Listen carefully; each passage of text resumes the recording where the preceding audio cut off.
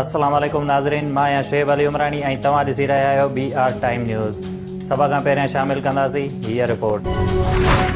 कराचीअ जे तकए ने 249 ते नंढी चूंड जो दंगल। पोलिंग जो वक़्तु ख़त्म थियण बैदि वोटनि जी ॻणप शुरू थी वई।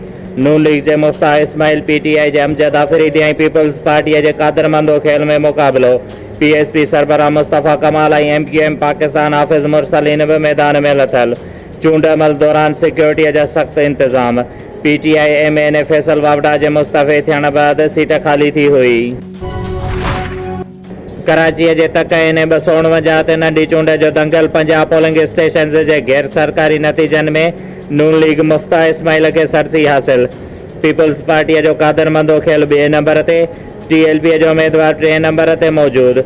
PSP सरबराह मुस्तफ़ा कमाल 4थे ऐं MQM उम्मीदवार 5 नंबर ते मौजूद, जॾहिं त तहरीक इंसाफ़ जो उम्मीदवार अमजद आफरीदी 6 नंबर ते मौजूद।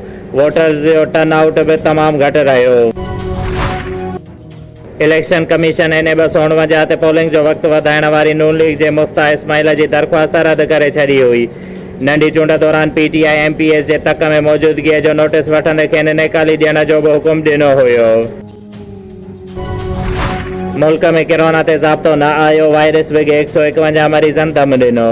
पौतियुनि जो अंगु वधी 17,680 थी वियो। 24 कलाकनि दौरान 5,480 नवां केसिस बि रिपोर्ट।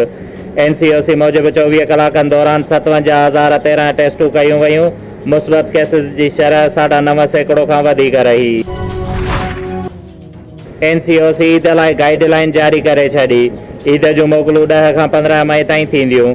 8 खां 16 मई ताईं तफ़रीह, माग, होटल्स, कारोबार ऐं पब्लिक ट्रांसपोर्ट बंदि रहंदी। निजी गाॾियूं तोड़े टैक्सीज़ ते बि 50% सवारीअ जी इजाज़त हूंदी।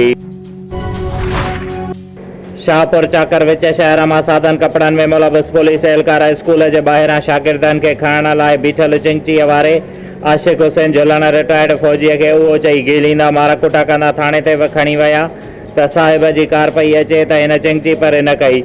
उहा हिकु इंसानियत जी लताड़ आहे जेको हर ग़रीब पोरियत सां सरासर ज़ुल्म आहे, जंहिं ते उन्हनि वसवारनि खां इंसाफ़ जी घुर कई आहे। चीफ सिपको सखर मोहम्मद सलीम जी हिदायतुनि ते बिजली चोरनि ख़िलाफ़ ग्रैंड ऑपरेशन। मीरापुर में टास्क फोर्स जी कार्रवाई। 200 खां वधीक गैरकानूनी कनेक्शन मुनक़ता। सिपको टास्क फोर्स जे चेयरमैन अकील जोनेजो जो सरबराहीअ में बिजली चोरनि ख़िलाफ़ कार्रवाई अमल में आई। शुएब अली उमरानी खे ॾींदा इजाज़त। वधीक ख़बरुनि ऐं अपडेट्स लाइ ॾिसंदा रहो BR टाइम न्यूज़।